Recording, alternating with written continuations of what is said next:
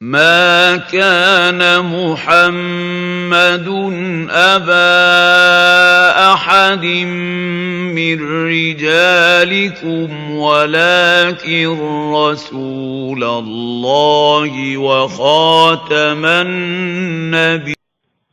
الحمد لله والصلاة والسلام على رسول الله وعلى آله وصحبه ومن والاه. السلام عليكم ورحمة الله وبركاته. أما بعد فيقول وزير الشؤون المالية ليلاش غلام أحمد Ànábì ìjọ Ahmadiyya èyí tí ó ní Ọlọ́run yàn òun gẹ́gẹ́ bí alámòjútó ètò ìṣúná owó, ẹni tí Ọlọ́run kó owó ẹ̀ lé lọ́wọ́ pé kó bá òun máa fi ṣe business, ìyẹn Ghulam Ahmad nìyẹn. Abẹ́rẹ́ pé ipò ńlá ni. Ọlọ́run kó ṣàánú wa kó má da làákàyè ẹnìkọ̀ọ̀kan wa rú. Ghulam ń tẹ̀síwájú gẹ́gẹ́ bí a ṣe ń bá a bọ̀. Àwọn ọ̀rọ̀ tó ń sọ lọ nínú àwọn àpilẹ̀kọ tó kọ àwọn ìwé àkọ́ránṣẹ́ èyí tó ń kọ sí bàbá olówó ẹ̀, ìyẹn ATM ẹ̀ tó ń pè ní Abdulrahman Madrasi. Ghulam bá bàbá náà sọ̀rọ̀ lẹ́yìn ìgbà tí àwọn àjálù ńláńlá tó jálù bàbá náà. Ghulam ní kó má bọkàn jẹ́ torí pé ìtẹ̀síwájú láti máa bọkàn jẹ́ lórí pé èèyàn lùsùn kankan nínú dúkìá ó ní sọ nídìí kèfèrí ni. Ó ṣeé ṣe kó jásí kó rí i pé ọ̀rọ̀ náà jó bàbá yẹn lára. Ghulam tún wá dẹ̀ díẹ̀ wípé àmọ́ṣá kò burú tó bá ṣẹlẹ̀ lẹ́ẹ̀kọ̀ọ̀kan kéèyàn banújẹ́ nítorí wípé gbèsè ó ti ṣíléra wọn, ó accumulate fún bẹ́ẹ̀ sì ni ọ̀rọ̀ owó ẹ̀ náà ò lọ síwájú. Ó ní kò sí láì fi ń bẹ torí pọ̀ mẹ́ẹ̀dá ènìyàn náà ní gbogbo wa. Nínú lẹ́tà ọ̀rọ̀ eléyìí òun náà ni a kà kẹ́yìn èyí tó jáde ní 31st of August 1902. Ẹ jẹ́ ká tẹ̀síwájú lẹ́tà number 89 kí ló wà ń bẹ̀. Ghulam ní wa ma ziltu ad'u laka amama hadratillahi azza wa jalla. Ní 10th of September 1902 Ghulam ní bàbá ń òye bẹ́lọ̀ fún yín, mo kákò síwájú Ọlọ́run báyìí ni láti máa ṣe àdúrà ní kíkankíkan. Lẹ́tà number 90 Ghulam sọ pé wasalatni risalatuka al-karimatu alhamdulillahi anna athar al-manfa'ati zaharat ma ziltu ad'u laka. Ní 27th of July 1902 Ghulam kọ ìwé àkọ́ránṣẹ́ sí bàbá náà wípé ọpẹ́ ni fọ́lọ́run wípé ọ̀rọ̀ tún ti ń yàtọ̀ fún ti tẹ́lẹ̀ ṣùgbọ́n wọn ò yádùá ṣe o, bó sì ń tẹ̀síwájú nínú àdúrà mi. Lẹ́tà number 91 Ghulam Ahmad sọ ń bẹ̀ wípé wasalatni risalatuka al-karima zakarta fiha qalaqaka wa ru'yak. Ó ní mo rí lẹ́tà yín gbà alájì èyí tí ẹ ti ṣàlàyé àwọn àìbalẹ̀ ọkàn yín àtàwọn àlá oríṣiríṣi èyí tẹ̀ ńlá. Lẹ́tà ilé yóò ní déètì. Ẹ jẹ́ ká kọjá sí lẹ́tà number 92. wasalatni risalatuka al-karima hazintu ala mardi sayyid Sita Ahmad shafa'ullahu azza wa jalla shifa'an ajilan kamila amin. Ghulam sì tẹ̀síwájú ó ní mo rí lẹ́tà yín gbà, inú mi bàjẹ́ gan pẹ̀lú àìsàn tó ń ṣe Sayyid Sita Ahmad, ó ní kọ́lọ̀ kó ṣe ìwòsàn fún tọ̀hún yẹn. Lẹ́tà ilé 26th of October 1902. Lẹ́tà number 93 Ghulam sọ pé wasalatni risalatuka al-karima istakim bi quwwa. Ó ní mo rí lẹ́tà ẹ̀ gbà dúró ṣinṣin sẹ́ẹ̀ má bọ̀kàn jẹ́ lórí gbogbo yòówù tí ìbá rí ó ṣẹlẹ̀ wa lan yudayyi'a ma sa'ayna lak. Gbogbo gbìyànjú tá à ń ṣe nítorí tiẹ̀, àìsùn wa àìwú wa, ìmọ̀ akákò síwájú Ọlọ́run láti máa bẹ̀ẹ́ nítorí kó lè sọ̀rọ̀ ẹ dáyọ̀, gbogbo ẹ̀ a mọ̀ pé kò ní lọ lásán, kò sì ní já sófo. Ó ní i'lam labudda an yasila hadha al-ibtila'u awwalan ila qimmatihi. Ghulam sọ wípé ẹgbọ́rọ̀ ìdàdà yan mayami. Ó ní mo fẹ́ kí wọ bàbá yìí lọ mọ̀ wípé gbogbo àdánwò tó rí tí ó ń ṣẹlẹ̀ sí èyí, ohun tó fẹ́ ṣẹlẹ̀ náà ni pé ó dà ipá àdánwò náà ní dúró bọ̀rọ̀, yóò kọ́kọ́ dé òkè pátápátá. Tó bá débi tó ga jù nínú àwọn àdánwò náà yóò sì máa wálẹ̀. Inna ma'al usri yusra, ṣùgbọ́n ìdẹ̀kùn ó tẹ̀sẹ̀ wá tẹ̀lé lẹ́yìn ìgbà náà. Wal faraju ba'da dhik wala taltafit aw wala tuflit al-amala min yadik. Magluba min al-awham al-bashariyya, má jẹ́ káwọn èrò kérò tí bọ́ sọ́kàn ọmọnìyàn kó máa wọnú ọkàn. Li'annahu yuqallilu barakata ad-du'a, torí kí ẹ máa banújẹ́ kì í tó jẹ́ ká dùà tó bá ń ṣe gbà ni. أدعو لك بحماس شديد ولكني مصاب بسيلان الأنف منذ 15 يوما تقريبا ó ní wọn ò yé ṣàdúrà fún ọ ní kíkankíkan ṣùgbọ́n àìsàn tó ń bá mi fúnra lẹ́jọ́ mẹ́ta yìí náà ni pé gbogbo mú mi kàn ń ṣàn ní ikùn mú ó kàn jáde gbogbo ẹ̀ kàn yọ bọ̀lọ̀bọ̀lọ̀ ni fún láti nǹkan bíi ọjọ́ mẹ́ẹ̀ẹ́dógún sẹ́yìn òun náà ni gbogbo mú mi ti bẹ̀rẹ̀ sí ní sun mi ló ti ń ṣàn ó ń ṣàn wàá ṣòro bí wàá ní ṣẹ̀díd mo rí pé gbogbo ara mi ti dọ̀lẹ mo wíìkì gan àìsàn ń ṣe mí pọ̀ òjòjò ń ṣe mí ara mi ò yá lídà àlà akadiru àlà kitabati risalati fi muzamil awqat tí ó jẹ́ kí n lè kọ lẹ́tà ránṣẹ́ sí ẹni lọ́pọ̀lọpọ̀ ìgbà tí mo bá fẹ́ kọ lẹ́tà ránṣẹ́ sí ẹ àdúgbò ìta tí ń ka yìí nǹkan bí 100 letters kò tí tó nǹkan bóyá 1000 ní ìbákọ káni kì í ṣe àìsàn tí ó bá tó ń dá Ghulam Muhammad mọ́lẹ̀ láti gbàdégbà ni. wa kathiran ma tantabuni a'radun min da'fil qalbi ó nígbà míì àwọn àìsàn míì tó ń ṣe mí àìsàn tí mú ọkàn lẹ́ni tó jásí pé ọkàn mi á kàn weak ẹ̀rí pé yẹn lágbára púpọ̀ yẹn pé bí àwọn attacks èyí tí mú ni nínú ọkàn tí ó jẹ́ kí ara ẹni lẹ kọ́kàn ẹni náà tọ̀lẹ̀ bí ìgbà pé yẹn ti dòkú walakinni la ansaka fi hadhihi alhalati aidan ṣùgbọ́n bó ti wù kí n ṣàìsàn tó bó ti wù kó rẹ̀ mi tó wọn ò gbàgbé ẹ̀ ọ̀rọ̀ ẹ̀ kú ló kan àyà mi. lẹ́tà eléyìí náà sáàkà yìí kò ní déètì lẹ́tà number 95 Ghulam Muhammad ẹgbọ́n tó sọ ń bẹ̀ ó lágbára púpọ̀ ó ní wasalatni risalatuka al-karima kama qulta sabiqan aidan anni ad'u laka kathiran ó ní lẹ́tà tẹ́ kọ́ tẹ̀mí lọ́wọ́ ṣùgbọ́n gẹ́gẹ́ bí mo ṣe sọ tẹ́lẹ̀ pé òun ò yí àdúrà ṣe fún yín sẹ́ wa ana ala yakinin anna Allaha azza wa jalla lan yudayyi'ak innahu rahimun karim wọ́n máa pọ́lọ́ òun ò ní ra yín láre kò sí ní ṣaláì gbàdúrà yín torí pálá àánú lọ́ba náà ọba oníkẹ́ni ó ní ara من المناسب أن لا تقصد قاديان إلا بعد أن تصلح الأمور في مدراس وتطمئن عليها ó dàbí ẹni pé bàbá yẹn fẹ́ gbàyọ̀ǹda lọ́dọ̀ Ghulam pé òun tiẹ̀ wá fẹ́ dé Qadian yẹn kó fẹ́ wá sọ́dọ̀ yín kóun tiẹ̀ fojú rinjú pẹ̀lú yín báyìí kí nǹkan ṣe ń lọ yìí sẹ́ káwọn tó jọ tún sọ. Ghulam wa ń sọ fún nínú lẹ́tà yìí wípé lẹ́tà nọ́mbà 95 wípé má ti wà nísìnyí o má wá sí Qadian nísìnyí o ṣe ni kó rí pé òun ṣàmójútó gbogbo nǹkan bí nǹkan ṣe ń lọ ó dìgbà tí àlámàrí náà bá tún dayọ̀ bọ̀ wẹ́rẹ́wẹ́rẹ́ kí o tó lè láǹfààní àti wá síbí. ana mashghulun fi du'a ilaka bi hamas torí pé mò ń ṣe àdúrà ní kíkan bóyá wọlé kálúwà náà nítorí bàbá yẹn ṣé Ghulam ráyè tó bẹ́ẹ̀ ní gbèsè ayé ẹ̀ṣà Ghulam ò rí àyè tó bẹ́ẹ̀ nínú tèmi mọ̀ nípa Ghulam Ahmad yìí nínú tójú mi tó nínú àwọn àkọọ́lẹ̀ òun náà ni wípé a máa déjúmọ́lé lóòótọ́ ṣùgbọ́n tó bá déjúmọ́lé àdúrà náà kọ́ ló pọ̀ tó yẹn àdúrà kọ́ àwọn ìkọkúkọ àwọn tíròsì tó kọ sí ayé tó fi ba àwùjọ jẹ́ tó fi ba ọpọlọ àwọn ogunlọ́gọ̀ àwọn amadi àwọn yìí jẹ́ òun náà lè mímọ̀ tí sábà arànjú àbíkẹ́ kó lọ́wọ́ kálúwà kó jáde nínú kálúwà tán kó lóun bókù sọ̀rọ̀ ògbúrú àwọn bẹ́ẹ̀ ń tà àmà tí fi kálúwà ẹ̀ ṣe nìyẹn àmọ́ kó wá máa rí tẹnìkan rán kó máa ṣe àdúrà ó lè máa ṣe àdúrà wú kí káwọn èèyàn àwọn ẹ̀mí oríṣiríṣi ẹ̀mí àlùjànnú ẹ̀mí màlẹ́kà ẹ̀mí àwọn ẹ̀bọra kí wọ́n máa gbówó wá ó lè máa ṣerú àdúrà bẹ́ẹ̀ yẹn nínú àwọn kálúwà tó ń wọ̀ ẹbẹ́ yìí náà ṣe rí wípé ohun tá a ti ń gbọ́bọ̀ náà ọ̀rọ̀ ẹ̀ látẹ̀yìnwá náà nìyẹn ẹ̀ tó padà máa gbọ́ sí insha Allah ta'ala ṣùgbọ́n kó wájá sí pé àdúrà bàbá olówó yẹn olówó bísítì bẹ́ẹ̀ yẹn Ghulam ráyè tó bẹ́ẹ̀ yẹn ẹjẹ́ máa tẹ̀síwájú jàre. ó ní ana mashghulun fi du'a ilaka bi hamas ní tí mo ṣe ní kó má wà náà ni pé èmi ń bá àdúrà lọ bí yìí wọn ò ní fẹ́ kó wá disturb mi walan tata'akhkhara istijabatuhu an maw'idihi al-mu'ayyan fi as-sama' ó ní walan tata'akhkhara istijabatuhu an maw'idihi al-mu'ayyan fi as-sama' mo sì mọ̀ wípé gbígbà àdúrà náà kò ní ṣe aláìkò láìpẹ́ yìí Ọlọ́run ti ṣàdéhùn ẹ̀ ní sánmà wípé òun ó ṣe láìpẹ́ yóò sì ṣe náà nìyẹn. ó ní fàlà tó dé hazal dirasa fi sìn jalik nítorí wù mí náà ni pé igi tá à ń gbìn yìí má fi kánjú wù dànù ṣé ó ń yé wa báyìí nísìnyí yẹn mi Ghulam sọ pé kí bàbá yẹn má wà ó ní ìkánjú máa bọ ẹ má fi ìkánjú yẹn má fi wù igi tá à ń sọ yìí a ṣẹ̀ṣẹ̀ ń lọ igi a ṣẹ̀ gbìn ni. idha kana Allahu kariman alayka fayusbihu kullu wahidin karima ó ní tọ́lọ̀ bá ṣàánú ẹ̀ gbogbo yẹn náà ni ó máa ṣàánú ẹ̀ wa illa karamu ahli al-ard wa illa karamu ahli dunya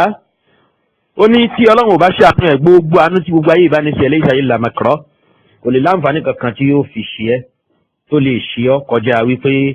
yóò tún máa jẹ́ kó máa burú sí fún ẹni. àrílẹ̀ta ilé 6th of July 1905 ó nìyẹn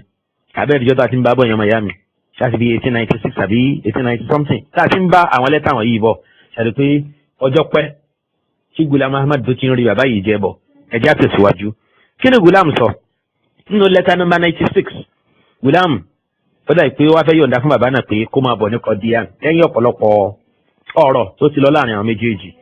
lẹ́tà yìí tá a kà tán kí ni déètì 6th of July 1905 èyí tá a fẹ́ kà yìí òun jáde ní 5 of August 1905 kí ló ṣẹlẹ̀.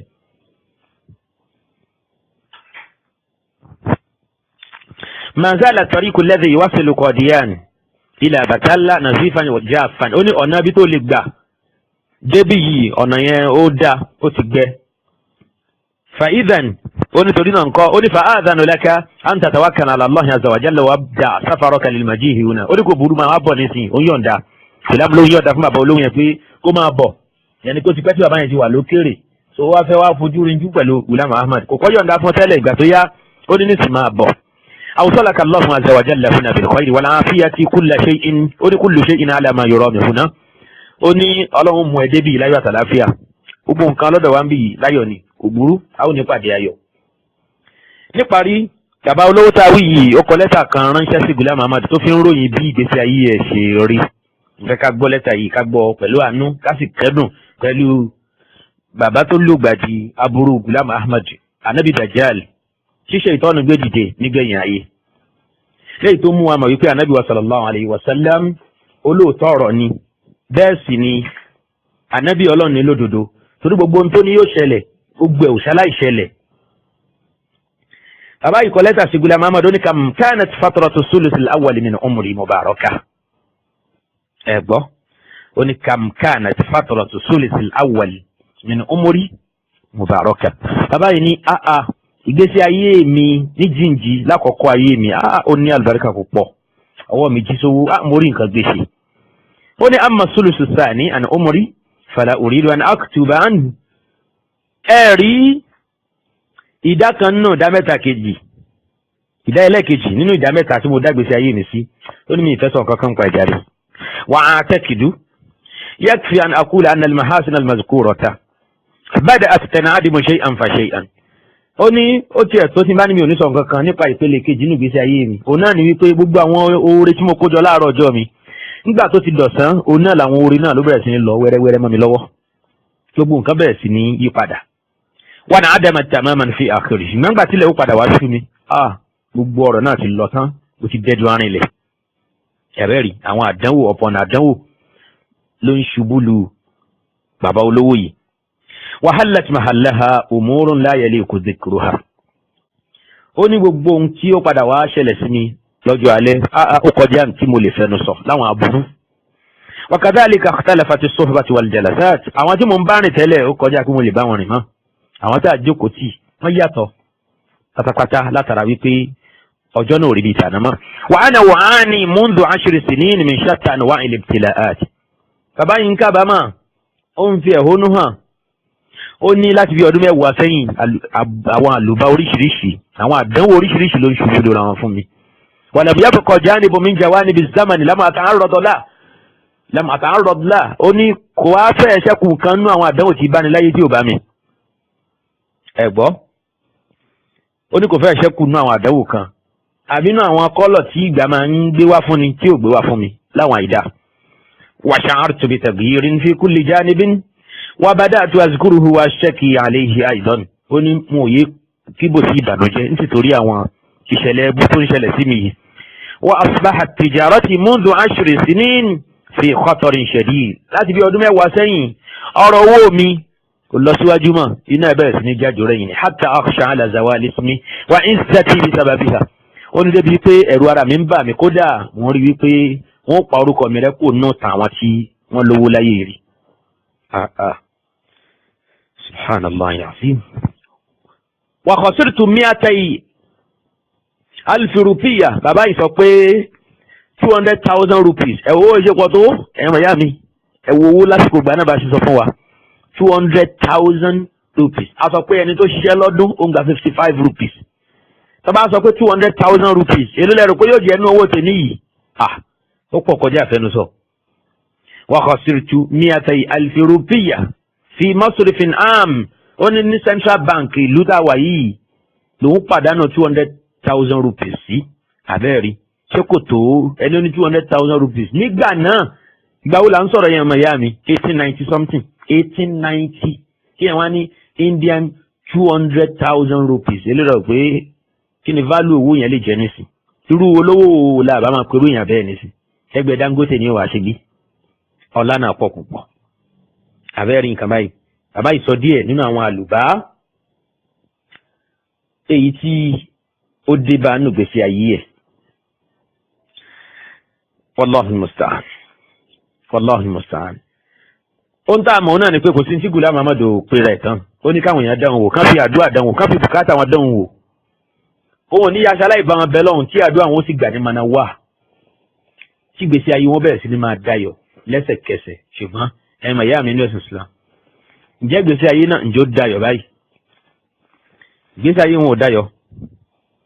gbèsè ayé wọn ládùúgbò gbogbo owó tí bàbá yìí ná fún Ghulam Ahmad Tanwi ó náwó nára púpọ̀ bàjẹ́bàjẹ́ débi pé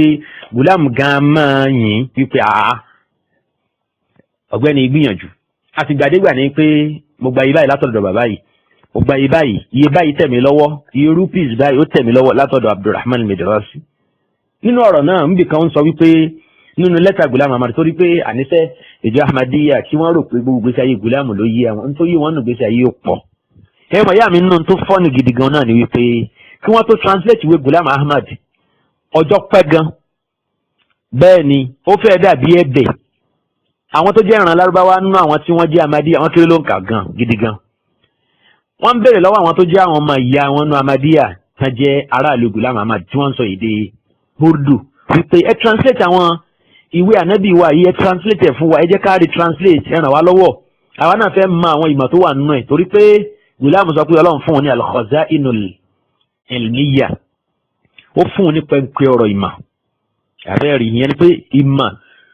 tí ó sínú tíra kan àfi inú tíra ọmọ Ghulam Ahmad bí tí ròyìn ara ẹ̀ ní ẹ̀mọ̀ ìyá mi ẹni bá ka tíra Ghulam Ahmad yóò rí wípé káfọ́ǹbù yìí nínú tó rọ̀ Ọlọ́run púpọ̀ ni ó pọ̀ nínú ìwé ẹ̀ gidi gan a sì máa ṣe pé a máa bẹ èbú nígbà táwọn rí náà wọn àlè rí ní tóun rí wọn lójú ni wọn àfi rí náà a máa ṣe pé fáwọn àfáà mùsùlùmí a máa bú àwọn àfáà mùsùlùmí bí ẹni wípé àlùmọ̀ yìí ò ṣẹ̀sìn rí bí ẹni pé wọn ní ìmọ̀ kankan rí síwájú kan tó bí Ghulam Ahmad tá à ń sọ yìí. nínú àwọn ìmọ̀ ẹ̀ náà tó lóun kó sínú tírà yẹn ó pẹ́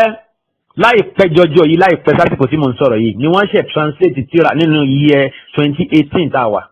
lásìkò tí mò ń sọ̀rọ̀ yìí ó ní wọ́n translate ìwé tán pè ní Kitabul Bara'ah. Kitabul Bara'ah nínú tírà tó pàtàkì púpọ̀ ní ìgbésí ayé Ghulam Ahmad ẹ wo àtijọ́ tí Ghulam ti lọ 1908 tí parun ti dé bá wọ́n ṣe translate Kitabul Bara'ah kúrò ní Urdu language mo dẹ̀ sọ fún yín ẹni bá fẹ́ kàtàn gbèsè ayé Ghulam Ahmad tírà al-Bara'ah yìí ni kó kà púpọ̀ ṣùgbọ́n kí wọ́n tó translate ẹ̀ làwọn ẹni bí ẹni àwọn èèyàn bí èèyàn náà ti jẹ́ ká àmọ́ tó wà nú ẹ̀ sínú àwọn tó jẹ́ Ahmadina tí wọ́n padà kúrò ńbẹ̀ àwọn tí wọ́n kì í ṣe Ahmadi tán jẹ́ àfà nílẹ̀ India bíi Abul Hasan al-Nadwi bíi Abul Ala al-Mawdudi Sheikh Ihsan Ilahi Zahir àtàwọn míì náà bẹ́ẹ̀ náà àwọn yìí wọ́n ń ṣànábí Ọlọ́run èèyàn ni wọ́n dá jura wọn lọ kálukú wọn sì níbi tí wọ́n kù sí Ọlọ́run kó bá san wọn lẹ́san ìgbìyànjú wọn lórí ẹ̀sìn Islam ó jẹ́ káwa náà láti bọ̀ tán rí so àwọn yẹn ti jẹ́ ká mọ̀ tó wà ní ọ̀pọ̀lọpọ̀ àwọn ìwé wọ̀nyí ìyẹn àwọn ìwé tó àtẹ̀tẹ̀ translate yìí sẹ́ àníṣe ìwé Ghulam Ahmad fún rẹ̀ àwọn ìwé ẹ̀ mò ń try láti sọ kí ló fà á tí ọ̀pọ̀lọpọ̀ àwọn àṣírí tá a sọ wọ̀nyí ṣe pamọ́ fún ọ̀pọ̀lọpọ̀ ní Ahmadiyya ó náà ni pé kò sí bá ṣe lè ka nǹkan tó wọ́n lè tán wọ́n tí wọ́n kọ́ nípa Ghulam Ahmad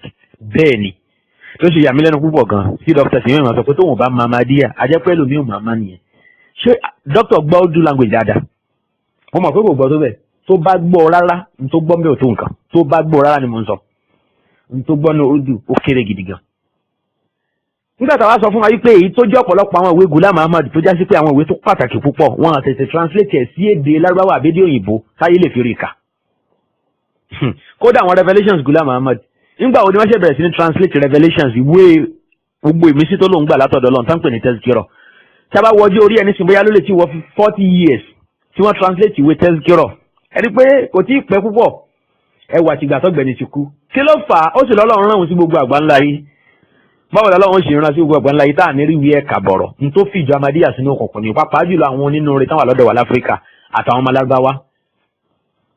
inú rẹ̀ làwọn ní ni wọ́n ṣe tẹ̀lé pé ànábì ní màdí ń bọ̀ ó dá ó ní òun ní màdí àdẹ̀rẹ́ lómi kó kílèmù pé òun ní màdí lásìkò ẹ̀ ó dẹ̀ jẹ́ ká tẹ̀lé ló bá tán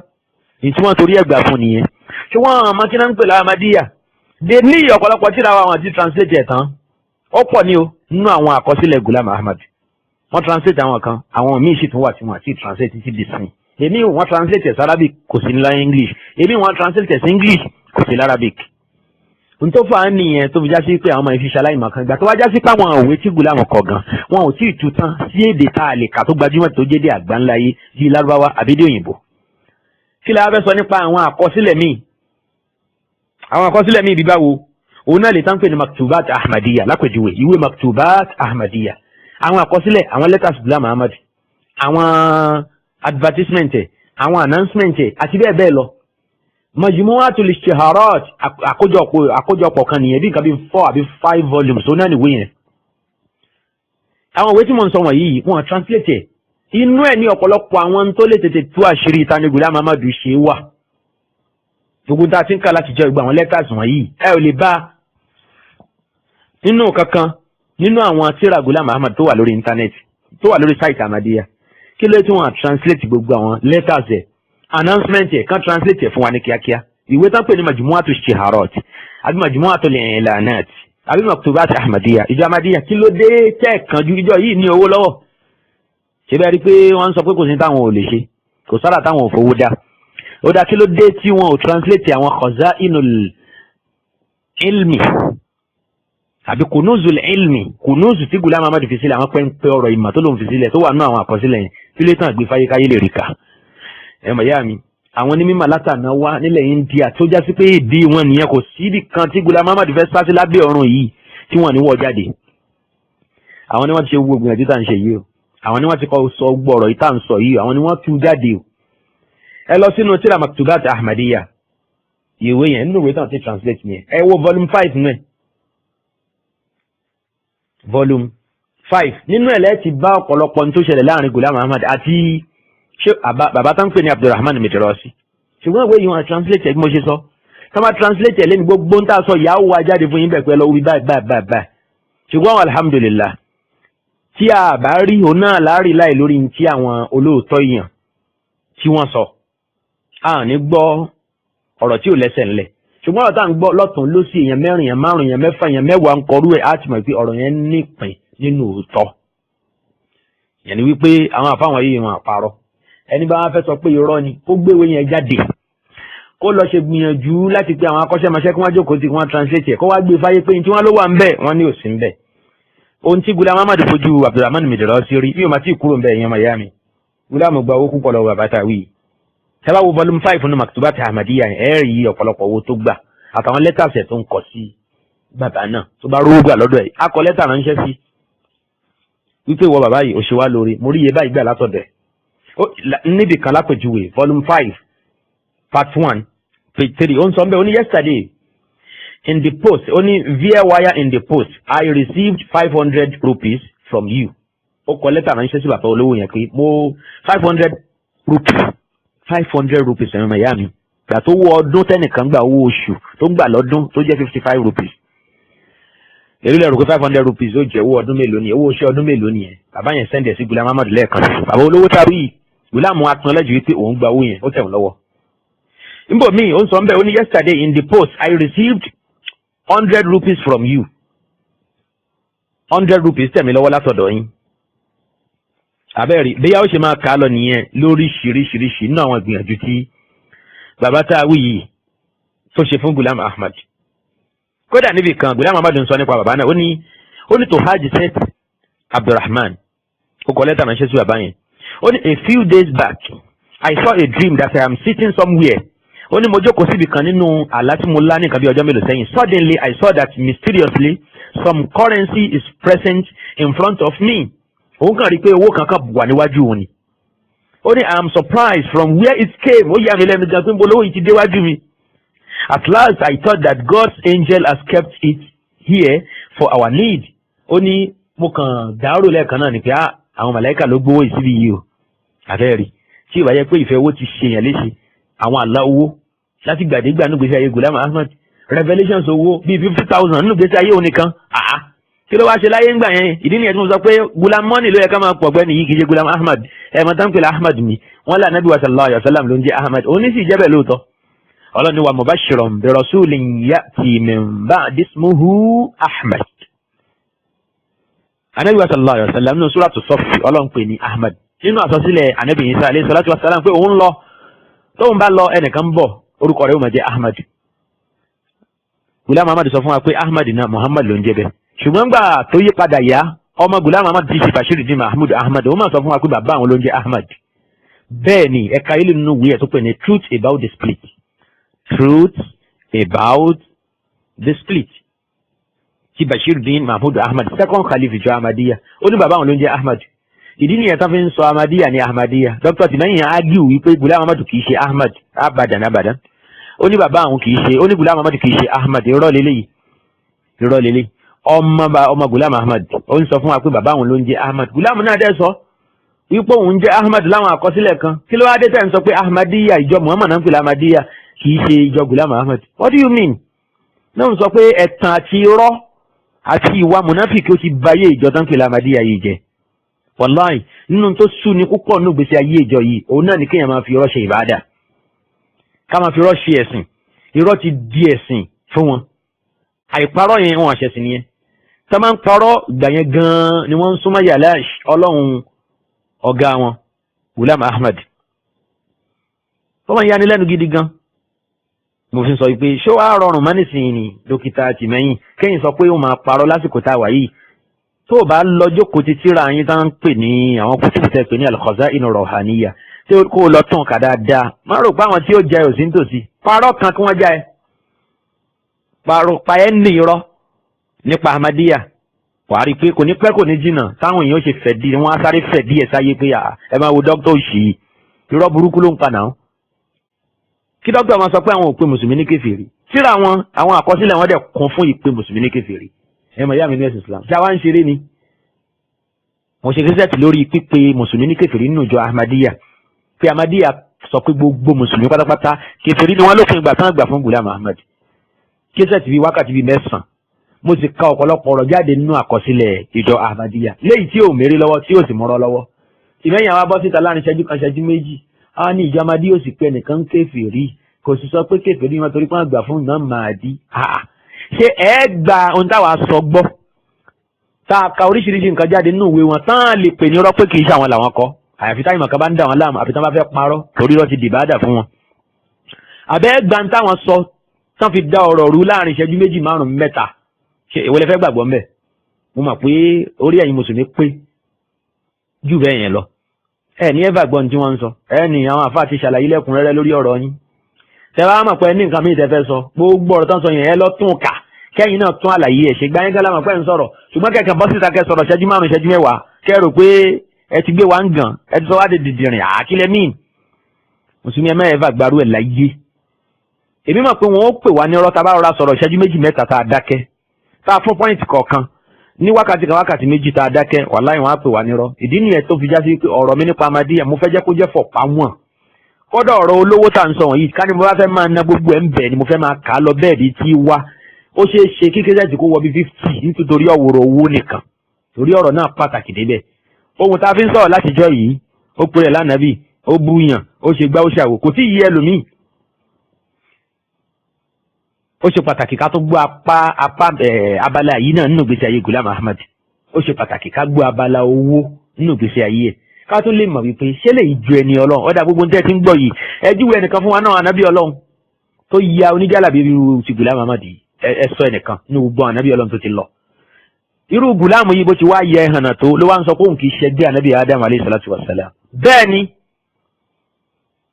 yóò mọ̀ ya mùsùlùmí lẹ́nu tó bá ń gbọ́ pé Gulam Ahmad sọ pé òun ju Adam lọ òun lóore ju Adam lọ ó ní gbogbo ntọ́lọ̀ fún Adam lọ́lọ́run fóun ó ní bí ọlọ́run ṣe kọ́ Adam ní ìmọ̀ tí ẹlòmíì ò kọ́ ní mímọ̀ lọ́lọ́run kọ́ òun Gulam Ahmad ní mímọ̀ tí ẹlòmíì ò sì kọ́ òun ní mímọ̀ àwọn irọ́ kankan wọ̀nyí tí ò jẹ́ ká dákẹ́ nìyẹn àní ìjọ yìí ìjọ kò lójútì náà ń pè nǹkan pè ní haya lọ́dọ̀ ìjọ Ahmadiyya sífùrù 0 ni kò sí nǹkan pè ní ìtìjú bó ti wò ó kéré tó bó ti wò ó kéré mọ́ lọ́dọ̀ ìjọ Ahmadiyya kò sí ìtìjú lọ́dọ̀ wọn rárá ibi tí mo padà yanjú ọ̀rọ̀ wọn sí nìyẹn tó tí yẹn bá ní ìtìjú ta lẹni náà gan kí sọ pé òun kì í ṣẹgbẹ́ anabi adam alayhi salatu wassalam nínú àlùmọ̀ muhammad sallallahu alayhi wa sallam ta lẹni náà gan kí ló fi ṣorí kí ló ń gbénú ẹ̀ sọ̀rọ̀ tó ń yẹ̀yẹ́ àwọn anabi ọlọ́run báyìí ọlọ́run kì í ṣẹgbẹ́ yusufu ntọ́lọ́run fún kò fún noah nírú ẹ̀ ntọ́lọ́run fún kò fún lóòtù nírú ẹ̀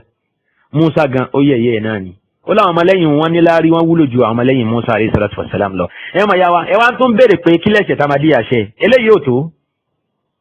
ẹ gbọ́ eléyìí ò tó kò tún wá fi mọ́ níbi à ń sọ̀rọ̀ burúkú sáwọn anábì ọlọ́run ó tún wá yẹ ọ̀gbá gbàbá bá ńlá 419 irú àwọn àfẹ́ èṣù tí wọ́n kún ayé lè nísìnyí pàápàá jùlọ lẹ́kọ̀ọ́ lé àwọn oníjàlábì tó já sí wípé ẹlòmíì mẹsẹ́rẹ́ ẹlòmíì pé àlìjànú kò sí tí wọn kì í fi bá wọn àwọn businessmen kan fi ń bá wọn lò nítorí kówó ṣáà lè ká lè sọ wọn di ATM ṣẹ̀rí wípé fẹ́dà pé gbogbo aburú kálukú wọn ó ń tọ́ ti ẹyin Prophet Ghulam Ahmad yìí lẹ́yìn ni o Ghulam lálàó ó ní màláíkà kó ó ní ó dájú pé àwọn màláíkà ló kó yẹn fún wa wọ́n rí i pé a máa nídìí ẹ̀ ó ní again I got the inspiration that I am sending you a gift ó ń kọ lẹ́tà ìránṣẹ́ sí Abdulrahman Mederosi ó ní mo tún wá gba ìmísí mi wípé mò ń send gift yìí sí ẹ and it was put in my heart that its meaning is that our sincere friend Haji Sit Abdulrahman Sahib is equated with an angel and probably he will send money. Ghulam sọ wípé aláti mo láyẹn pé màlíkà kó fún mi lójú oorun ó ní mo rí pé ẹni tí ọ̀rọ̀ yìí tọ́ sí tó yẹ kí aláyìí ẹni tí aláyìí bá mọ̀ ó náà ní ṣé Abdulrahman Mederosi bàbá olówó yẹn ó nítorí náà nǹkan òwò ló jọ màlíkà dáadáa ó ní mo ní ó súnmọ́ and probably he will send money and I wrote this dream in Arabic in my book that is why n tó fà á nìyẹn tí mo fi kọ àlá tí mo láyìí nínú kan náà àwọn ìwé mi lédè Lárúbáwá ó ní thus yesterday it was fulfilled ó ní ṣùgbọ́n mo dúpẹ́ fọlọ́n pé àlá náà wá sí ìmúṣẹ lánàá yìí alhamdulillah this is the sign of approval ìgbà tó wó tẹ̀ lọ́wọ́ látọ̀dọ̀ bàbá tó ń pè ní Abdulrahman Mederosi Ghulam wá yin bàbá yẹn pé mo wí bẹ́ẹ̀ náà mo rí pé màlẹ́kà tó ń kó wá yẹn alájì ló jọ ó jọ alájì Mederosi alájì Abdulrahman ní màlẹ́kà náà jọ ó ní àlá náà ti wá sí ìmúṣẹ báyìí ó ní that God has confirmed it through dream and inspiration. Ó ti wáyé mi báyìí nísìnyí pé ìwọ gan ni àlá náà gbé wá. Ìwọ gan náà ni màlẹ́kà kan ní yóò kó fún mi láìpẹ́. Owó náà ti wá tẹ̀ mí lọ́wọ́ báyìí. Ó ṣe púpọ̀ bàbá yìí. Nínú tí Ghulam Ahmad kọ ránṣẹ́ sí bàbá yìí lélẹ́yìí. Bóòlù yóò ṣe máa gbọ́ pé màlẹ́kà ń wá ń sọ̀rọ̀ òun fún ẹnìkan náà àwọn ẹni Ọlọ́run lójú oorun. Sínú onítọ̀hún yẹn ò ní dùn láti máa ṣe sí. Ara ń tó de bàbá yìí mọ́lẹ̀ nìyẹn lọ́dọ̀ Ghulam Ahmad. Torí pórúkọ òun ti wọ̀ wí ìtàn lọ́dọ̀ Ghulam Ahmad. Níbòmí Ghulam ń kọ lẹ́tà ránṣẹ́ sí wa ó ní to Haji Sit Abdulrahman yesterday I received 100 rupees by wire from you ó lóun tẹ́wọ́ gba 100 rupees látọ̀dẹ̀ ó ní this is the mercy of Rahman àánú Ọlọ́run lílé and sign of acceptance of service that generally I am informed before time of your financial assistance Ọlọ́run ti sọ fún mi tẹ́lẹ̀ pé ó ràn mí lọ́wọ́ ó ti wá rí pé Ọlọ́run ti gbàdúrà náà báyìí thus same thing happened and for others very rarely such phenomenon takes place ó ní a máa ṣẹlẹ̀ bẹ́ẹ̀ lóòótọ́ ṣùgbọ́n ibi kì í sábà lálàá wípé ẹnìkan ó fún mi lówó kó wá já sí wípé ó ń tọ́ yẹn wá fún mi lówó àlànà ó pọ̀ tó ti wọ Abdulrahman Mederosi àbẹ́rẹ́ rí nǹkan báyìí ẹ̀yàn màyá mi ní ẹ̀sìn Islam ṣẹ́ni pé gbogbo wọn yìí náà ó pọ̀ ò la fẹ́ kà nù ẹ̀ ó pọ̀ gẹ́gẹ́ bí mo ṣe sọ fún wa wípé nínú Maktubat Ahmadiyya volume 5 wọ́n ní ká lọ wò ó mo sọ bẹ́ẹ̀ wípé ìwé ìwọ̀n ti translate ẹ̀ sí èdè òyìnbó èdè Lárúbáwá tí gbogbo wa fi lè gbádùn kíkà ẹ̀ dáadáa ṣùgbọ́n àníṣe àwọn ẹni bí ẹni àwọn èèyàn bí èèyàn àwọn tó fẹ́ tí Ọlọ́run bá tú náà àṣírí Ghulam Ahmad òpùrọ́ ànábì wọ́n ti ṣiṣẹ́ púpọ̀ gan nínú ìwé yẹn torí pé déètì tí wọ́n nìyẹn fẹ́nìkan bá já nǹkan kan níyàn wípé irọ́ là ń pa a ní àwọn ọmọ Pakistan a ní àwọn ọmọ India lóníranran tí a ó kó ọ̀rọ̀ lọ bá wípé ó yá kí ló wà nínú ìwé yẹn bá translate ẹ bá gbé jáde láìpẹ́ yìí ẹ̀yin náà gbé tí yín náà fẹ́ lòmí ẹnì kan tú kó yàtọ̀ fún táǹkà jáde ábẹ̀lẹ̀ ìtàsíkà àìlójútì ni verification ni àìlójútì ní tún fa kí ẹni àmàdí sọ pé òun tún fẹ́ verify lórí irú àwọn ọ̀rọ̀ tá à ń sọ wọ̀nyí àwọn ọ̀rọ̀ tí mo sọ lọ́wọ́lọ́wọ́ ni mo ń sọ ọ̀rọ̀ owó yìí because ó clear gidi gan àìlójútì ni káàtẹ̀ sọ wípé èèyàn fẹ́ fẹ́sọ̀ kànyàn wípé n tẹ́ tú yẹ tú dáa ládùúgbò gbogbo lẹ́tà sàn yìí ó ti kọjá kó fẹ́ verify ó ti pọ̀jù ó yẹ kó tètè mọ̀ wípé ànábì ta a ṣèyàn tẹ̀lé ni nígbà tí yẹn bá ṣe ọkọ̀ wọ ni kó máa retí next bus stop kó tètè ya bọ́lẹ̀ ni ká má bàa gbé lọ gbogbo míì ní tó yẹ nìyẹn because kò lè jẹ́ wípé wọ́n ṣe ọ̀rọ̀ gùlámù tù ládùúgbò gbogbo ń tá a ti ń sọ yìí àbáṣì tún lélẹ̀ níbi kí n tó mẹ́nu kúrò níbi ọ̀rọ̀ bàbá olówó tí gùlámù sọ di ATM tó ṣàǹgbà owó lọ́wọ́ ẹ̀ fún nǹkan bí 20 ọdún tẹ̀léra wọn àbẹ́rì fún nǹkan bí 20 ọdún tẹ̀léra wọn ni bàbá yìí fi ń bẹ pẹ̀lú Ghulam Ahmad ó lé ní ọdún 10 ó sì ń súnmọ́ bí 20 ọdún tí ò bá jù bẹ́ẹ̀ lọ tí Ghulam sì ń tí nǹkan ń bọ́ sí lọ́wọ́ tí nǹkan ń bọ́ sí Ghulam Ahmad lọ́wọ́ látọ̀dọ̀ ẹ̀ torí pé bàbá náà fẹ́ ránṣẹ́ Ọlọ́run lọ́wọ́ gẹ́gẹ́ bí Ghulam ṣe pè é sí. nísìnyí ẹ jẹ́ kí á wò ẹ bá wo volume 5 nínú tírà Maktubat Ahmadiyya tá a sọ yìí tìjọ Ahmadiyya ẹ ó rí kà ń bẹ̀ lóríṣiríṣi àwọn àyè oríṣiríṣi ibi tí Ghulam Ahmad ti ń acknowledge wípé iye báyìí tẹ̀mí lọ́wọ́ látọ̀dọ̀ yín alájì mo rí iye báyìí gbà lọ́dọ̀ yín lánàá lẹ́tà yín tẹ̀mí lọ́wọ́ lánàá iye owó tí mo sì bá ń bẹ̀ jẹ́ iye báyìí ẹ jẹ́ kí n ka àwọn àkọsílẹ̀ náà abẹ́rẹ́ ìran màyà wa. nígbà tí Ghulam ń kọ gbogbo àwọn ọ̀rọ̀ wọn yìí kalẹ̀ ǹjẹ́ ó mọ̀ọ́lá kò mọ̀ọ́lá ó kèké ló wá fà á tí gbogbo àṣírí yìí wá ń tú báyìí tí ọ̀rọ̀ náà ò fi pamọ́ fún wa tó báyìí òun náà ni wípé Ọlọ́run ló kí Ànábì sallallahu alaihi wasallam ẹnìkan ò ní wá láti bẹ̀sìn Ànábì jẹ́ lẹ́yìn ẹ̀ ẹnìkan ò ní wáyé láti bẹ̀sìn Ànábì rú lẹ́yìn ẹ̀ àfi kí Ọlọ́run tú náà àṣírí onítọ̀hún yẹn eléyìí ń jẹ́ kó yé wa wípé àníṣẹ́ olódodo la Ànábì sallallahu alaihi wasallam bẹ́ẹ̀ sì ni òjíṣẹ́ Ọlọ́run sì ni wala nabiyya ba'da kò sì ní sí Ànábì míì mà lẹ́yìn rẹ̀ ń sì torí wípé Ọlọ́run ti parí gbogbo nǹkan pè ní pípé ó parí ẹ̀ fún gbogbo nǹkan pè ní ọlá Ọlọ́run parí ẹ̀ fún.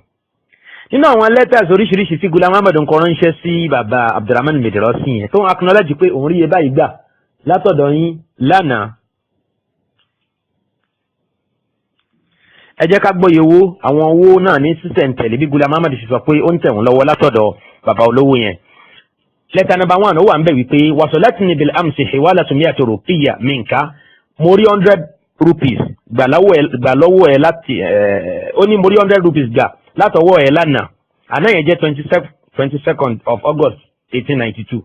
lẹ́tà number 2 kí ló wà ń bẹ̀ Ghulam ni wasalatni min siyadatika hiwalatu 100 rupiyatin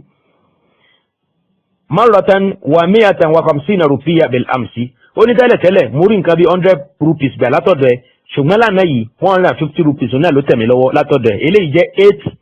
of September 1894. letter number 4 ó ní talaqaytu hiwalata 100 rupiyatin bil ams minka ó ní lẹ́tà tí mo gbà látọ̀dọ̀ ẹ̀ lánàá owó tí mo bá nínú àkọsílẹ̀ náà ó jẹ́ 100 rupees lánàá yìí náà ni o. lẹ́tà ilé ìjáde Ghulam Ahmad ó kọ lẹ́tà ilé ní 9th of December 1894. letter number 5 ó ní talaqaytu minka hiwalata 5 rupiyatin bil ams ó ní mo rí owó 500 rupees gbà látọ̀dọ̀ yín lánàá 500 rupees abẹ́rí 500 rupees pátápátá fún Ghulam Ahmad. lẹ́tà ilé ìjẹ́ wọ́n dé tẹ̀ ní 17th of March 1895. letter number 7 kí ló wà ń bẹ̀ Ghulam ní talaqaytu minka hiwalata 100 rupiyatin bil ams mo rí 100 rupees gbà lọ́dọ̀ yín lánàá ó ní mo rí 100 rupees gbà látọwọ́ yín lánàá yẹn pé wọ́n fi owó yín tẹ́ fi ránṣẹ́ wọ́n fi jíṣẹ́ fún mi lánàá ó jẹ́ 100 rupees 6th of June 1896. letter number 8 wasalatni hiwalatu 100 rupiyatin qabla 3 ayyam ó níjọ́ mẹ́ta sẹ́yìn ní kan bí jẹta òun náà ni owó tẹ́ fi ránṣẹ́ tẹ̀mí lọ́wọ́ ó jẹ́ 100 rupees 19th of August year 1896. letter number 9 qad talaqaytu minka hiwalata 100 rupiyatin bil ams àmàdé tẹ́lẹ̀ ṣùgbọ́n ó súnmọ́ kó jẹ́ nǹkan bíi àmàdé tẹ́ tó jẹ́ year 1896 yẹn náà ṣe ní ṣá. so ó ní mo rí 100 rupees gbà látọwọ́ yín wọ́n fi jíṣẹ́ fún mi owó yín náà ẹ̀ṣẹ́ pọ̀. ar-risalatu raqam 10 letter number 10 Ghulam kọ lẹ́tà ránṣẹ́ sí bàbá olówó yẹn padà pé qad talaqaytu minka hiwalata 100 rupiya ó ní mo rí 100 rupees abẹ́ ẹ̀ ń fọkàn bá 100 rupees 100 rupees 150 rupees 500 rupees tí Ghulam Ahmad ń rí gbà látọ̀dọ̀ bàbá olówó náà tó ń fowó ẹ̀ ṣàánú tó ló ń fẹ́ fowó ẹ̀ ránṣẹ́ Ghulam Ahmad lọ́wọ́ nígbẹ̀yìn kí ló padà gbẹ̀yìn gbèsè ayé bàbá náà ayé ẹ̀ padà dàrú pátápátá náà ni bẹ́ẹ̀ ni tí yẹn bá tẹ̀lé àwọn ànábì 419 àwọn ànábì olè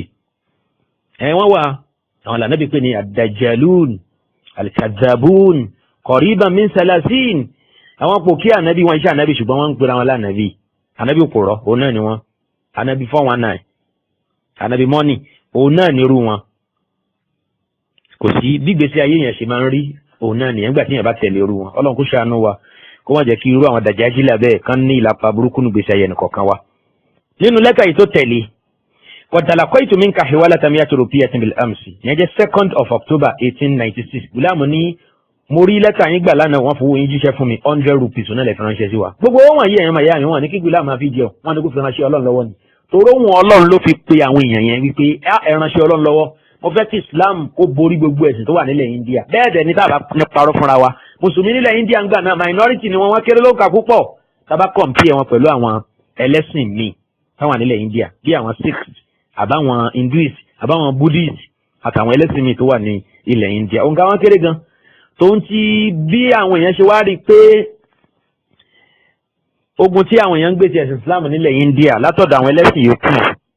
àwọn ẹlẹ́sìn ẹbọ yẹn wọ́n rí kó pọ̀ ló fà á tó fi já sí pé ńgbà tí Gùlámù dìde tó pèrè lójíṣẹ́ Ọlọ́run tó pèrè ní atẹ́sùn ṣe àwọn èèyàn dìde ìrànlọ́wọ́ sí irú ẹ̀ náà ni gbogbo eléyìí kan kà yìí ṣùgbọ́n owó náà Yorùbá ní àkọ́wó ní kíní kan kọ́wó àkọ́wó léegun kọ́wó Gùlámù ń gbà ó ń dà sápò náà tí náà ń padà tún fi owó náà ṣe tá bá tún tẹ̀síwájú á tún padà máa mọ̀ ṣùgbọ́n bí owó náà ṣe ń dọ́wọ́ ẹ̀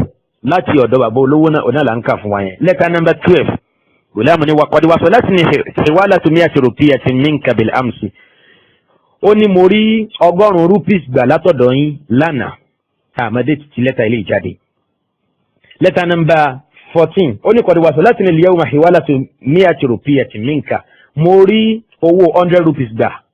lọ́wọ́ yín lẹ́tà ilé ìjẹ́ 3rd of January year 1897 lẹ́tà nọ́mbà 16 qad wasalatni al-ana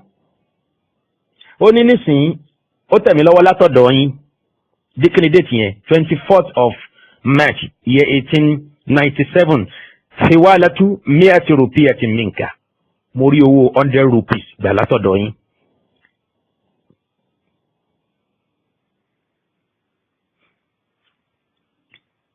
ok déètì ìjọ tí Ghulam Ahmad kọ lẹ́tà ilé ìjẹ́ 25th of March year 1897 lẹ́tà number 17 qad wasalatni thawbun atlasiyyun minka bil amsi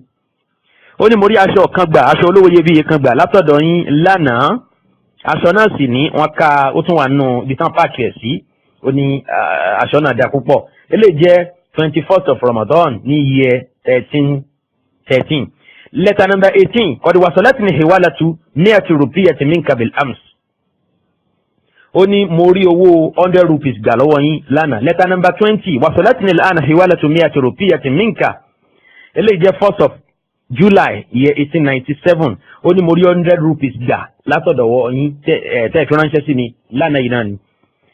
letter number 22 Ghulam Ahmad ń sọ ń bẹ̀ fún bàbá olówó yẹn wípé qad wasalatni hiwalatu 100 rupiyatin minka bil amsi owó 100 rupees tẹ́ fi ránṣẹ́ sí mi ó tẹ̀ mí lọ́wọ́ lánàá. gbogbo àwọn owó wọ̀nyí tí Ghulam bá ti gbà á kọ lẹ́tà ránṣẹ́ sí bàbá yẹn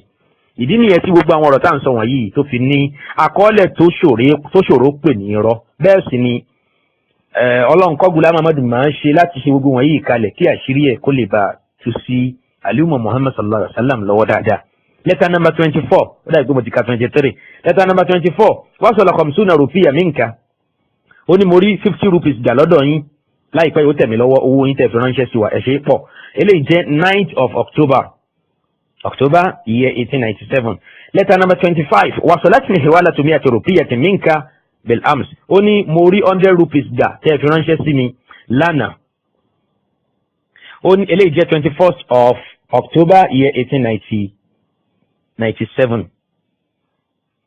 ó tẹ̀síwájú letter number 32 wasalatni hiwalatu 100 rupiyatin minka bil ams ó ní mo rí owó tẹ́ fi ránṣẹ́ sí wa tó jẹ́ 100 rupees gbà lánàá déètì lẹ́tà Ghulam Ahmad jẹ́ 10th of March year 1898 letter number 37 tí Ghulam kọ ránṣẹ́ sí bàbá olówó yẹn ó ní wasalatni al-yawma hiwalatu 100 rupiyatin bil barid ní post office wọ́n fi owó yín ránṣẹ́ sí wa ó tẹ̀ mí lọ́wọ́ owó náà jẹ́ 100 rupees déètì ẹ̀ jẹ́ 15th of April year 1898 letter number 40 ó ní talaqaytu al-yawma hiwalata 100 rupiyatin minka jazakum khayra ó ní mo rí owó 100 rupees gbà látọ̀dọ̀ yín Ọlọ́run kó san yín lẹ́san rẹ̀ déètì eléyìí jẹ́ 8th of May year 1898. Letter number 43. Wasolatni hiwalatu mi'ati rupiyatin minka. Gulama ní 100 rupees tẹ́ fi ránṣẹ́ ó tẹ̀ mí lọ́wọ́. Eléyìí jẹ́ 2nd of June year 1898. Letter number 47. Wasolatni hiwalatu mi'ati rupiyatin bi baridi ams. Gulama ní owó tẹ́ fi ránṣẹ́ sí wa tó jẹ́ 100 rupees. Ọwọ́ wa ó ti tẹ̀ wá lọ́wọ́.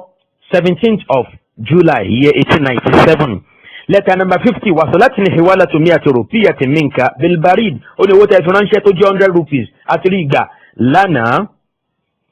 Ó ti tẹ̀ wá lọ́wọ́. 22nd of August year 1898. Letter number 51. Qad akhbartuka an wusuli mi'ati rupiya. Ó ní mo ti sọ fún yín wípé owó tẹ́ fi ránṣẹ́ 100 rupees ó ti tẹ̀ wá lọ́wọ́. Eléyìí jẹ́ 28th of August year 1898. Letter number 52. Wasolatni hiwalatu mi'ati rupiyatin bi baridi ams. Owó yín tẹ́ fi ránṣẹ́ sí wa àti rí ìgbà ó jẹ́ 100 rupees. Eléyìí jẹ́ 2nd of September year 1898. Bákan náà letter number 55 kí ló wà ń bẹ̀? Wasolatni hiwalatu mi'ati rupiyatin minka ba'da an arsaltu ilayka risala. Lẹ́yìn ìgbà tí mo fi lẹ́tà mi ránṣẹ́ sí yín tán òun náà lówó tẹ́ fi ránṣẹ́ tẹ́lẹ̀ ló tẹ̀ mí lọ́wọ́. Èló lówó náà? 100 rupees. Lẹ́tà ilé ìjáde ní 21st of October year 1898. Letter number 56. Wasolatni minka almisku wal ambar al-yawm. Ó ní mo rí tùràrí olóòórùn almisiki àti al-ambar mo rí gbà tẹ́ fi ránṣẹ́ sí mi. Àbẹ́ rí nǹkan báyìí. Ìlà mo rí nǹkan gbà lọ́dọ̀ bàbá olówó náà. Allahul musta'an. Àwọn ànábì pẹ̀lú àwọn bàbá olówó. Ṣé máa ń close lélẹ́yìí? Allahul musta'an. Ẹ ṣe àjẹ́ àfi ẹnu ká dákẹ́. Ṣùgbọ́n àwọn ò ní dákẹ́. A máa wí lọ náà ni títí di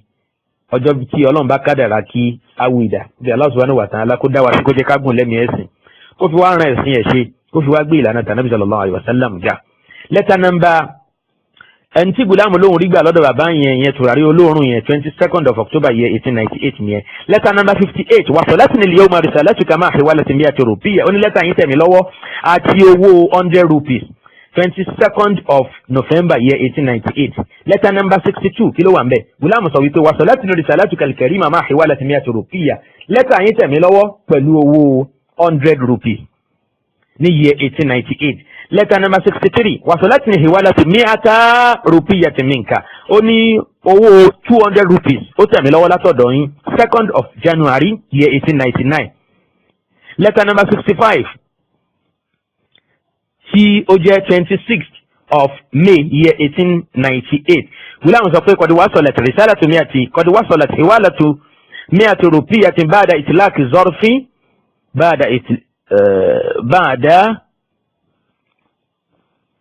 iglaq zarfi jazakumullahu khaira. Ó ní nígbà tá a ṣí envelope tẹ́ fi ránṣẹ́ sí wa a bá 100 rupees níbẹ̀ Ọlọ́run kó san yín lẹ́san olóore.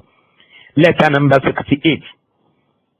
Wasolatni hiwalatu mi'ati rupiyatin minka bil barid. Gùlámù sọ wípé 100 rupees tẹ́ fi ránṣẹ́ ó tẹ̀ wá lọ́wọ́ wo àti rí gbà ní post office 27th of June year 1899. Letter number 73. Wasolatni hiwalatani mutataliyatani tashmalu kullu wahidatin minhuma ala mi'ati rupiya. Ó ní lẹ́tà méjì ọ̀tọ̀ọ̀tọ̀ tẹ́ fi ránṣẹ́ sí wa ó ti tẹ̀ wá lọ́wọ́. Ìkọ̀ọ̀kan ni wọ́n sì ní owó 100 rupees nínú. Ó ti tó wa lọ́wọ́ báyìí. Al-Ajizu Mirza Ghulam Ahmad. Ẹni tó kọ̀wé ìránṣẹ́ sí yín òun náà ni ẹni tó kágara tí ò lọ́gbọ́n kankan tí ò ní rònú kankan ẹni tí ò lágbára kankan láti lè dá nǹkan kan ṣe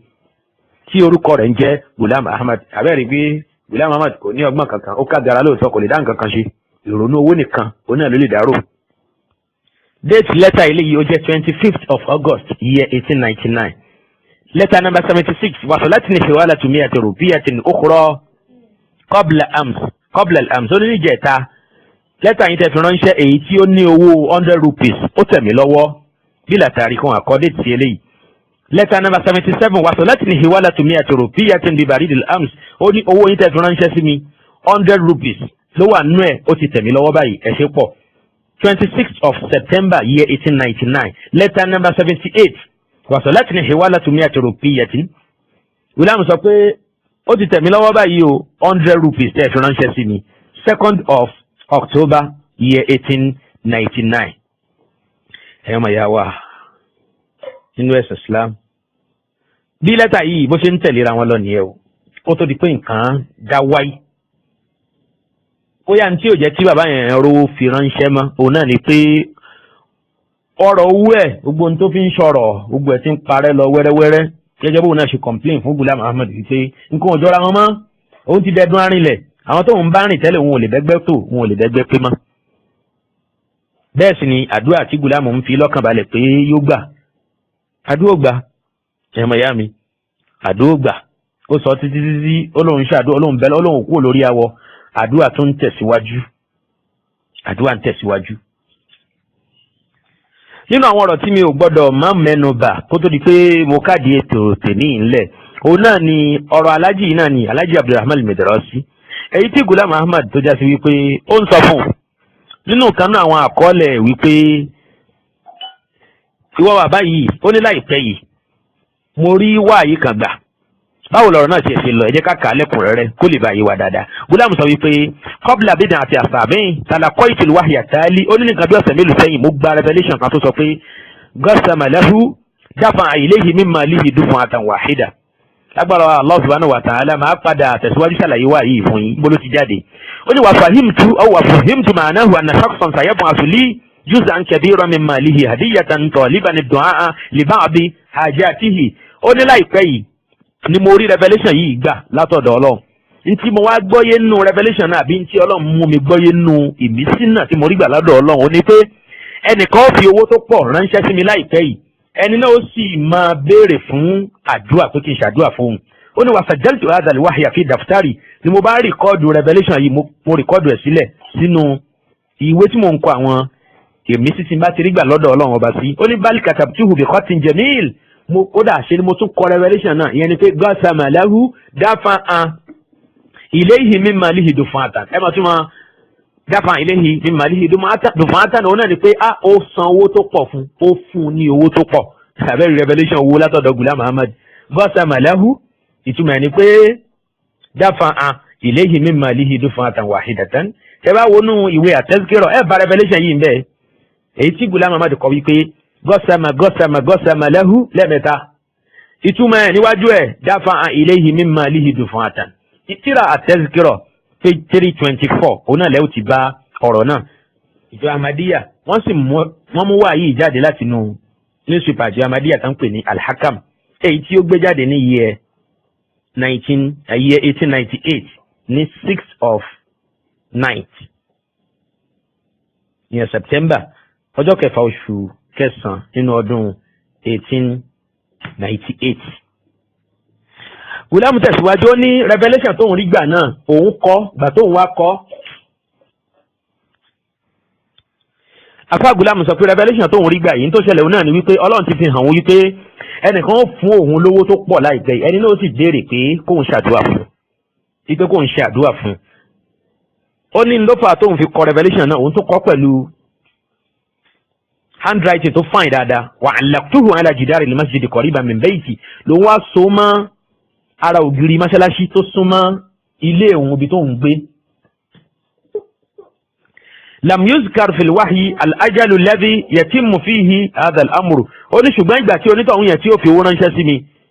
ó ní wọn àjẹ́ kó rí òun rí mọ̀ nínú wáyé náà. wala shakhsu alladhi yuhrizu hadha an-najaa aw yahsa bi hadhihi al-far'a, bẹ́ẹ̀ sì ni ẹni tí ó forí kó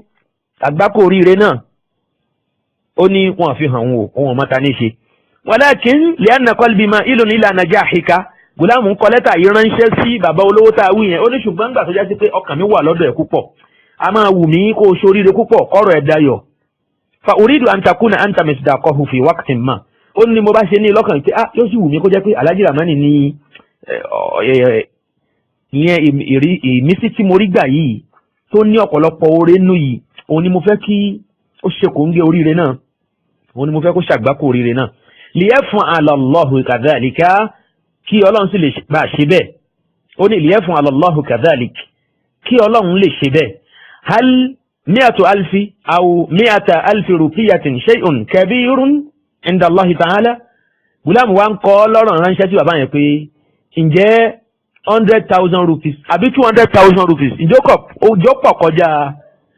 agbára rẹ ni, tó tóbi jù lọ́dọ̀ Ọlọ́run ni àbí tó tóbi jù ń téèyàn lè fún Ọlọ́run lọ. ẹ̀yẹ́ mọ̀yá mi ṣe ń gbọ́ ọ̀rọ̀ yìí, ẹgbọ́n tí Ànábì Ghulam ẹgbọ́n tó ń sọ fún bàbá olówó yẹn. ó ní ṣé 100,000 rupees àbí 200,000 rupees ó pọ̀ jù ń téèyàn lè fún Ọlọ́run ni, ó ṣe pọ̀ jù bẹ́ẹ̀ lọ ni. àbẹ́ rí nǹkan ohun àwọn pásítọ̀ nìyẹn. ó ní inna du'a yahmilu fi tayyati asaran ó rí àdúrà táwọn wí tí mo fẹ́ kó ṣe àgbákò ẹ̀ látọ̀dọ̀ mi ó ní ipa púpọ̀ nínú ìgbésí ayé yẹn gẹ́gẹ́ bó ṣe já sí pé tí omi bá balẹ̀ a máa nípa walakinnahu la yazharu illa bis-sabri ṣùgbọ́n àdúrà tó ń wò yẹn orí pa àdúrà kì í sábà hàn àfi kéèyàn ṣe sùúrù was-sa'idu indi man yatamassaku bi silsilati du'a'i da'iman olóríire èèyàn sì lẹni tí kì í kábàámọ̀ tí kì í sì fi àdúrà ṣíṣe sílẹ̀ olóríire èèyàn lẹni tí ó di àdúrà ṣíṣe mú walau khalafa al-'alamu ajma hadha al-qawl fa hum mukhti'un tí gbogbo ayé bá yapa sí ní tí mò ń sọ yìí àwọn aláṣìṣe èmi ni mo wà lórí òótọ́ ó ní inna ad-du'a yuwallidu thawratin 'azima wa inna atharahu yadhhabu min al-ardi ila as-sama' wa yuzhiru al-'ajaiba bùdá àwọn tẹ̀síwájú ẹ̀mọ̀yá láti lè máa sa orí bàbá yìí pé àníṣe ìwọ mo fẹ́ kó o ṣe àgbákò oríire náà tí wọ́n fi hàn mí nù ìmísí tí mo rí gbà látọ̀dọ̀ ọlọ́run láìpẹ́ yìí torí náà ńkọ́ ṣé yóò wá pọ̀jù agbára ẹ lọ kó o fún ọlọ́run ní 100,000 àbí kó o fún ọlọ́run ní 200,000 ṣe rí wípé iná ti wá jó lórí kókó báyẹn ẹ̀mọ̀yá ládùúrú gbogbo ohun tí Ghulam Ahmad ti gbà lọ́dọ̀ bàbá olówó tá a sọ yìí ẹ tún wá dúró tó béèrè fún o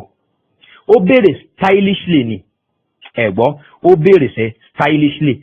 Hani Tohir ló kọ ilé inú Revelation nínú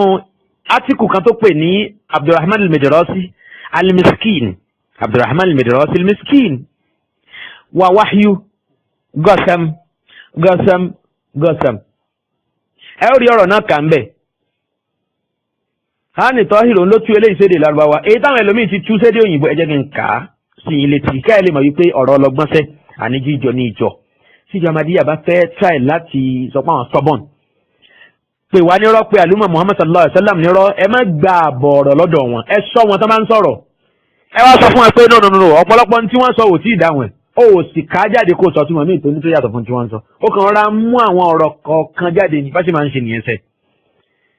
a máa ṣe àwọn ọjọ́ yìí dáadáa ọ̀pọ̀ tí àlùmọ̀ yìí sọ nípa Ahmadiyya wọn tó bẹ́ẹ̀ kí wọ́n fèsì ẹ̀ ká máa fèsì ẹ̀ rí i pé wọ́n máa ń fèsì tí bí ni nínú àbẹ́sì tí mú ní rẹ́rìn àárín fipàkọ́ lílẹ̀ nígbà míì wọ́n lè sì tó wọn jáde lẹ́nu wọn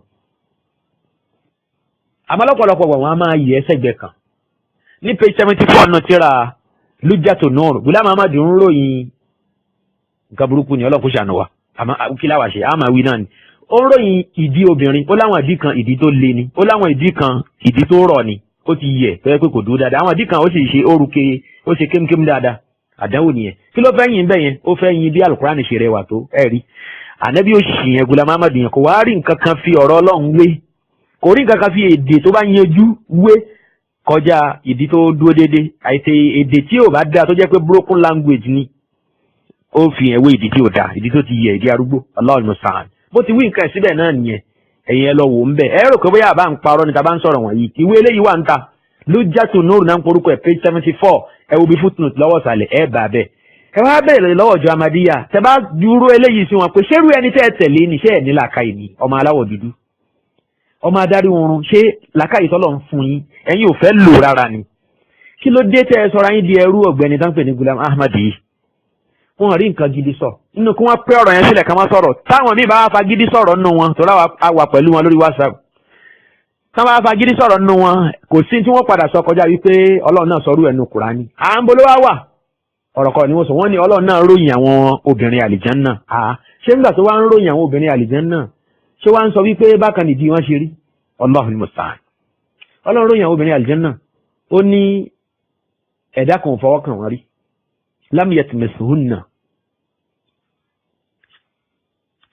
lam yatmisuhunna insun qablahum wala jan abẹ́rẹ́ nísìn tọ́lọ́n bá ròyìn àwọn obìnrin àlìjánnà yìí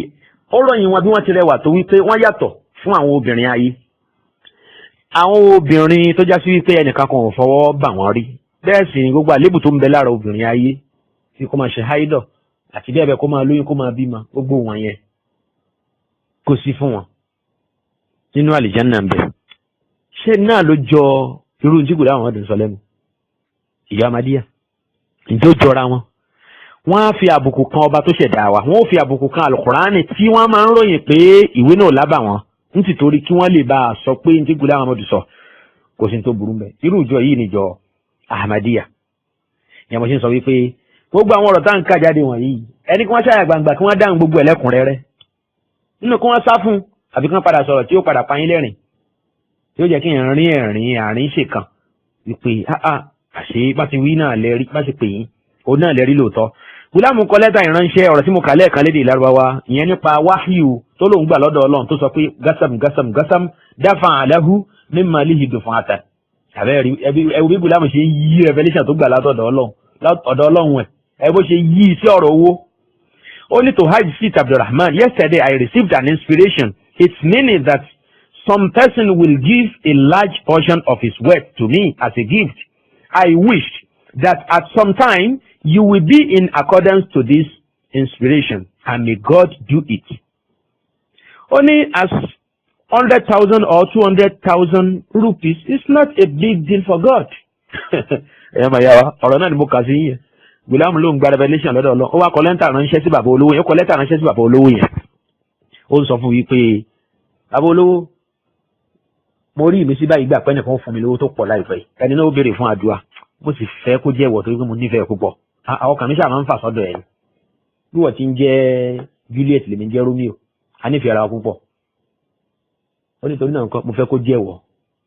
Ṣé 100,000 àbí 200,000 ǹjẹ́ yóò pọ̀ jù tó lè fún Ọlọ́run náà ni yóò fún ṣùgbọ́n àpò Gùlámù Ahmad ló ń lọ. Ọlọ́run ní sàn. Mo sọ díẹ̀ nípa bí wọ́n ti ná owó tí wọ́n bá gbà owó tó tẹ Gùlámù Ahmad lọ́wọ́ ìbò ní ti nà. Bẹ́ẹ̀ ni wọ́n fi àwọn kan ná àwọn owó yẹn wọ́n fi ṣàwọn iṣẹ́ kan tá a lè pè ní àwọn charity activities. Yẹn pé wọ́n spend nínú àwọn owó yẹn fún àwọn àǹfààní kan tó lè wúlò fáwùjọ. Ṣùgbọ́n nínú tí a mà dáadáa ó náà ni pé ọ̀pọ̀ tí Ahmadiyya bá ṣe fún àwùjọ wọ́n ṣe ń tìtorí kí ìjọ wọn lè bá a lórúkọ. Ìyẹn ló fi fà á tó fi já sí wípé gbogbo rẹ̀ náà wọ́n ṣe ká gbójú kúrò bẹ́ẹ̀. Wọ́n ń ṣe wọ́n ń lóṣòó tì wọ́n ń jókòó tì ní wọ́n sì fẹ́ kí gbogbo ayé máa fi yin àwọn ọlọ́gbére hospital náà kọ́. Oúnjẹ ni wọ́n ń fáwọn èèyàn, iye kan ni wọ́n ń fáwọn èèyàn lóṣooṣù, ilé ìwé ni wọ́n kọ́, gbogbo ẹ̀ pátápátá. Àníṣe àwa tá a wà pẹ̀lú àwọn ọmọ wọ̀nyí lórí WhatsApp group àti oríṣiríṣi àwọn social media ní a mọ kí ni wọ́n ń sọ, a mọ ìròrí wọn. Gbogbo ń tá a wí wọ̀nyí, gbogbo oore tí wọ́n ṣe wọ̀nyí a máa kún wọn lójú. Kódà àwọn a máa challenge wa ń gbà mí wípé ta lẹni náà tó ṣoore tó tó ìjọ Ahmadiyya. A ní àkọ́kọ́ náà ìmọ̀ polongo pé ta ló ṣoore tó Ahmadiyya yìí, ọ̀rọ̀ ponú ni, ọ̀rọ̀ dandan ni. Torí pé oore ń bẹnu àlùmọ̀ Muhammad sallallahu alaihi wasallam tó pọ̀ tó bù àyà. Bẹ́ẹ̀ ni, ṣé dandan ni kí ìjọ kọ̀ọ̀kan máa kọ́ tó bá ṣe kó máa kọ orúkọ ẹ̀ sára gbogbo tó bá ṣe? Àwọn orílẹ̀-èdè oríṣiríṣi wà lágbàáyé tá ń ṣe ìsìláàmù lóore tó pọ̀ mélòó la fẹ́ kàgbà tó pọ̀ kọjá kíkà. Ìmọ̀ wa sọ pé àwa la ṣe léyìí ká kọrúkọ wa sí ká lóṣòtì ká sọ pé báyìí lélẹ́yìí ṣe rí iṣẹ́ wọn ní làákàyè. Ṣùgbọ́n tí Gùlámù Ahmad fi kọ́ wọn látẹ̀yìn wá nìyẹn. Tí wọ́n bá kó àpò gàrí 2 mẹ́ta lọ sábúlé kọ̀ọ̀kan pé ẹ pín kóńgò kọ̀ọ̀kan fún ilé kọ̀ọ̀kan kí wọ́n máa rí nǹkan jẹ ká máa rí nǹtẹ̀ bàbí ká máa rí wà mọ́ táwọn ọmọ wọn bá dé láti ilé ẹ̀kọ́. Ìjọ Ahmadiyya ó tún kọ orúkọ wọn sí lára pé Ahmadiyya ló donate gàrí. Gbogbo orí tán bá ṣe kò sí kan tí kódà bóyá wọn akọ orúkọ wọn sáré yìí tí wọ́n ṣe nú orí gan wallahu alam. Ṣùgbọ́n tí wọ́n claim ju tí wọ́n ṣe lẹ́yìn ọmọ ìyá mi lẹ́sìn sílá ámbélé ń ta sí. Wọ́n láwọn kan náà àwọn aláburú àwọn ìyá àwọn àgbà wọ́n ń pè wọ́n ní òfun ní lẹ́dí ẹ̀sìn gbódìdí ẹran lọ́wọ́ ẹni. Òun náà nìjọ Ahmadiyya. Ẹgbàlé ẹ̀kọ́, ẹgbàlé ìwòsàn. Kí ni wọ́n fẹ́ fi gbogbo nǹkan wọ̀nyí gbà? Wọ́n fẹ́ fi gba ìgbàgbọ́ wípé Ànábì Muhammad sallallahu alaihi wasallam ó tó tẹ̀lé láì ní tẹ̀lé Ànábì ìmàlẹ́yìn rẹ̀. Wọ́n fẹ́ fi gbà lọ́dọ̀ àwọn èèyàn. Wọ́n fẹ́ fi gbà lọ́dọ̀ àwọn èèyàn wípé ìgbàgbọ́ ẹ̀sìn Islam ó ti pé nígbà tó Ọlọ́run ti sọ pé al-yawma akmaltu lakum dinakum, Quran chapter 5 verse 3. Wọ́n fẹ́ fi gbà kó lọ́kàn àwọn èèyàn wípé Islam ti pé. Káwọn sọ fún wa pé Islam ò tí ì pé o àfi pẹ̀lú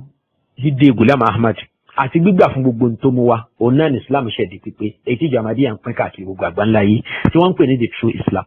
Ẹ̀mọ̀ ìyá wa ṣẹ̀rí wípé wọ́n fẹ́ gba ìgbàgbọ́ ìbùkún Ọlọ́run àánú Ọlọ́run kúrò lọ́dọ̀ mùsùlùmí kí wọ́n fi gàrí kóńgò 2 kan fi rọ́pò fún wọn. Ṣẹ̀rí pé tí ìjọ Ahmadiyya mú ṣe nìyẹn. Ọ̀kánjú Gùlámù Ahmad ṣẹ̀rí pé ó lágbára débi wípé 10 rupees 100 rupees 150 rupees 200 rupees 500 rupees torí gbà fọ́pọ̀lọpọ̀ ọdún gbọ́ọ̀rọ̀ lọ́dọ̀ bàbá olówó tá a wí yẹn Abdulrahman al-Madrasi. Ṣẹ́rí pé kò tó kí ló tún béèrè ó padà wá béèrè owó ńlá wípé nísìnyí báyìí ẹja ńlá mo fẹ́ kí ìwọ̀ mi gbé. Ó ní torí pé mo nífẹ̀ẹ́ wọ bàbá olówó yìí dáadáa. Ó ní as 100,000 rupees or 200,000 rupees is not a big deal for God. Ó ní bàbá olówó 100,000 àbí 200,000 mọ́ wà pé kò pọ̀ jù tó lè fún Ọlọ́run lọ. Ẹ dákun bàbá tó ti ń fún Ọlọ́run ní ọ̀pọ̀lọpọ̀ iye tó ń fún láti gbàdégbà afẹ́ lè sọ pé oṣooṣù ni. Ṣé a lè sọ pé kò nífẹ̀ẹ́ Ọlọ́run tó? Ṣówó kékeré ní 200 rupees nílẹ̀ India nígbà yẹn as far back as 1890 something. Ṣé a lè sọ pé ẹni náà nífẹ̀ẹ́ Ọlọ́run? A lè sọ pé ẹni náà nífẹ̀ẹ́ Islam. Ṣùgbọ́n kí ni gbẹ̀yìn ìgbésí ayé bàbá náà gan? Kí ló padà wá gbẹ̀yìn ìgbésí ayé ẹ̀? Kí ni ó gbẹ̀yìn ẹ̀rọ màyá mi? A gbọ́ pé ó padà mókè mọ́. A gbọ́ pé ìgbésí ayé ẹ̀ padà yí padà sí dáadáa kí Gùlámù tó kú. Bàbá yẹn tẹ̀síwájú. A rí wípé òun àti Gùlámù ọjọ́ ń correspond láàrin ara wọn. Wọ́n ń kọ lẹ́tà ránṣẹ́ síra wọn. Òun fowó ránṣẹ́, Gùlámù ń dúpẹ́. Òun fowó ránṣẹ́, Gùlámù ń dúpẹ́. Ó tún sọ̀rọ̀ tútù sí létí pé kó lè máa mówó wá sí i. Pé àpò ẹ̀ ò ní gbẹ, ó ṣáà máa ṣe tọ́lọ́run lọ́ntì ẹ̀. Kó má ronú lórí gbogbo ohun tó ń ṣẹlẹ̀ sí gbogbo ọ̀rọ̀ owó ẹ̀. Èyí tí ó ń ti rí, èyí tó ń rẹ̀yìn, Gùlámù ní kó má ronú lórí ẹ̀. Ṣùgbọ́n nínú tó dàbí ẹni pé ìtàn gbé wa, òun náà ni kó dàbí pé bàbá yẹn náà padà wá jókòó sí ìlú Kọ̀díyàn torí pé kò lè padà sílùú ẹ̀ mọ́. Ṣùgbọ́n lẹ́yìn ọdún bíi mélòó, bàbá náà jáde kúrò láyé o. Torí pé àfi bí ìgbà tí yẹn bá ń lé ní tí ò sọnù káàkiri, àfi tí yẹn bá ń wá ní tí ò sọnù káàkiri, àfi ìgbà tí yẹn tó bá ń lé èéfín káàkiri, èéfín tó bá ń lé káàkiri lójú ọ̀run tí kéèfín máa lọ lókè kí yẹn máa wá lé òjìji ẹ̀ kó wá òun fẹ́ bá èéfín, òun fẹ́ mú èéfín sọ́wọ́. Ìbẹ́ẹ̀ náà ni bàbá náà ṣe rò pé òun ò rorè kan lára Ghulam Ahmad. Ẹ̀mọ̀ ìyá mi ní ẹ̀sìn Islam. Ṣé ànábì ní Ghulam Ahmad àbọ̀gbàgbà? Ẹ jẹ́ kí n fi dáhùn lẹ̀ fún yín. Ọlọ́run kó ṣe àná wa kó má jẹ́ ká lùgbàdì virus ní tán pèlè Ahmadiyya. Kọ́lọ́n kó sì bá a ṣe ìtọ́sọ́nà fún gbogbo ẹni tó ti lùgbàdì èrò rí ìjọ tán pè ní Ahmadiyya tó lórí wọn jẹ́ Ghulam Ahmad ọmọ igbó ilẹ̀ India ìlú kan abúlé kọ̀ọ̀kan tí wọ́n ń pè ní Qadian. Subhanaka Allahumma wa bihamdik ashhadu an la ilaha illa anta astaghfiruka wa atubu ilayk. Wassalamu alaikum wa rahmatullahi wa barakatuh.